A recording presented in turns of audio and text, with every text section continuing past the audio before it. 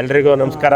ಮೊದಲನೇದಾಗಿ ಇವತ್ತಿಗೆ ನಮ್ಮ ಸರ್ಕಾರ 2023ರಲ್ಲಿ ಅಧಿಕಾರಕ್ಕೆ ಬಂದು ಸನ್ಮಾನ್ಯ ಮುಖ್ಯಮಂತ್ರಿಗಳಾಗಿರ್ತಕ್ಕಂಥ ಸಿದ್ದರಾಮಯ್ಯನವರು, ಉಪಮುಖ್ಯಮಂತ್ರಿಗಳಾಗಿರ್ತಕ್ಕಂಥ ಡಿ.ಕೆ. ಶಿವಕುಮಾರ್ ಅವರು ಅಧಿಕಾರಕ್ಕೆ ಬಂದು 3 ವರ್ಷ ಆಯಿತು. ಈ 3 ವರ್ಷದಲ್ಲಿ ನಮ್ಮ ಸರ್ಕಾರ ತೆಗೆದುಕೊಂಡಿರ್ತಕ್ಕಂಥ ಜನಪರ ಯೋಜನೆಗಳು ನನಗೆ ಮತ್ತೆ ನಮ್ಮ ಮತದಾರ ಬಂಧುಗಳಿಗೆ, ಸಾರ್ವಜನಿಕರಿಗೆ ಖುಷಿ ತಂದಿದೆ ಅಂತ ಈ ಸಂದರ್ಭದಲ್ಲಿ ಹೇಳಲಿಕ್ಕೆ ಬಯಸ್ತೇನೆ. ಮೊದಲನೇದಾಗಿ 3 ವರ್ಷ ತುಂಬಿದ್ದಕ್ಕೆ ಮಾನ್ಯ ಮುಖ್ಯಮಂತ್ರಿಗಳಾದಂಥ ಸನ್ಮಾನ್ಯ ಸಿದ್ದರಾಮಯ್ಯನವರು, ಉಪಮುಖ್ಯಮಂತ್ರಿ ಡಿ.ಕೆ. ಶಿವಕುಮಾರ್ ಅವರು ಅಧಿಕಾರಕ್ಕೆ ಮುಂಚೆ ಕೊಟ್ಟಂತ ಭರವಸೆಗಳಲ್ಲಿ 5 ಗ್ಯಾರಂಟಿಗಳನ್ನ ಜಾರಿಗೆ ತಂದು ಅಭಿವೃದ್ಧಿಗೂ ಹಣ ನೀಡಿ ಅಭಿವೃದ್ಧಿಗೂ ಸೈ, ಬಡವರ ಕಷ್ಟ ನಿವಾರಿಸೋದಕ್ಕೂ ಸೈ ಅಂತೇಳಿ ಅಧಿಕಾರ ನಡೆಸಿದ್ದಕ್ಕೆ ಮುಖ್ಯಮಂತ್ರಿ ಸಿದ್ದರಾಮಯ್ಯನವರು, ಉಪಮುಖ್ಯಮಂತ್ರಿ ಡಿ.ಕೆ. ಶಿವಕುಮಾರ್ ಅವರು, ನಮ್ಮ ಸರ್ಕಾರದ ಎಲ್ಲ ಸಚಿವರಿಗೆ, ಸರ್ಕಾರಕ್ಕೆ ನಾನು ಅಭಿನಂದನೆಗಳನ್ನು ಸಲ್ಲಿಸ್ತೇನೆ. ನಾವು ಒಬ್ಬ ಮೈಸೂರು ಜಿಲ್ಲೆನಲ್ಲಿ ಸಿದ್ದರಾಮನ ಉಂಡಿನಲ್ಲಿ ಒಬ್ಬ ರೈತನ ಮಗ, ಕುರಿ ಕಾಯುವನ ಮಗ, ವಕೀಲನಾಗಿ, ರಾಜಕಾರಣಿಯಾಗಿ, ಮುಖ್ಯಮಂತ್ರಿಯಾಗಿ ಬಡವರ ಪರ ಯೋಚನೆ ಮಾಡುವ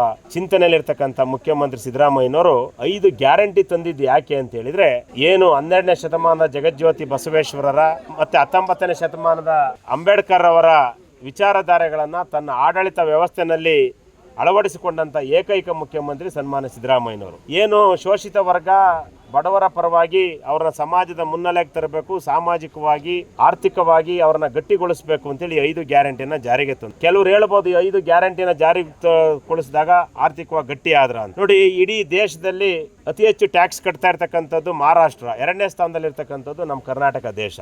ಅದೇ ರೀತಿ ಇವತ್ತು ಇಡೀ ದೇಶದಲ್ಲಿ ನಾವು 5 ಗ್ಯಾರಂಟಿನ ತಂದು ಜನರನ್ನು ಸಾಮಾಜಿಕವಾಗಿ, ಆರ್ಥಿಕವಾಗಿ ಗಟ್ಟಿ ಮಾಡಿದ್ರ ಫಲವಾಗಿ ಇವತ್ತು ಪ್ರತಿ ವ್ಯಕ್ತಿಯ ಕ್ಯಾಪಿಟಲ್ ಇನ್ಕಮ್ 2,07,000 ರೂಪಾಯಿ ಬಂದಿರತಕ್ಕಂಥದ್ದು ಇಡೀ ದೇಶದಲ್ಲಿ ನಮ್ಮ ರಾಜ್ಯ ಮೊದಲು.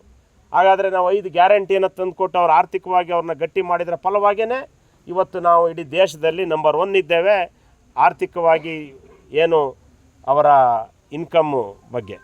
ಹಾಗಾಗಿ ನಮ್ಮ ಗ್ಯಾರಂಟಿಗಳಲ್ಲಿ ಬಂದಂಥ ಯಶಸ್ಸನ್ನು ನೋಡಿನೇ ವಿರೋಧ ಪಕ್ಷದವರು ಇಡೀ ದೇಶದಲ್ಲಿ ಈ ಗ್ಯಾರಂಟಿಗಳನ್ನು ಜಾರಿಗೊಳಿಸಿ ಅವರೂ ಸಹ ಅದರಲ್ಲಿ ಯಶಸ್ಸನ್ನು ಗಳಿಸಿದ್ದಾರೆ ಅಂತ ಹೇಳಲಿಕ್ಕೆ ಬಯಸ್ತೇನೆ.